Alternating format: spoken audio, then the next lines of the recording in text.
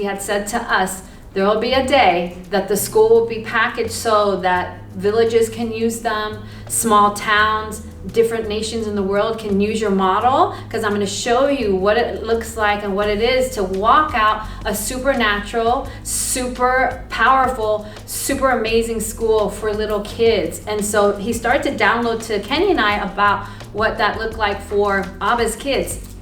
And so Papa God kept saying, it's going to be like Bethel. And I'm like, Bethel? Like the supernatural school for adults? And he's like, yeah, Bethel, the supernatural school. And I'm like, okay, that's a high calling. I'm not sure. Like, I know that's my heart, because I love kids walking out for like really walking out for the more, like Jesus did. Because in the word it says, you will be like Jesus, but even do greater works than him. And so I feel like that calling is for us to show our kids, what does that look like? And look at mom and dad and how we're walking it out. But that's our version. They need to know their own version, how they're walking it out. And so then the formation and the school coming together just started to then, transpire and then manifest into different areas of Abba's kids coming together.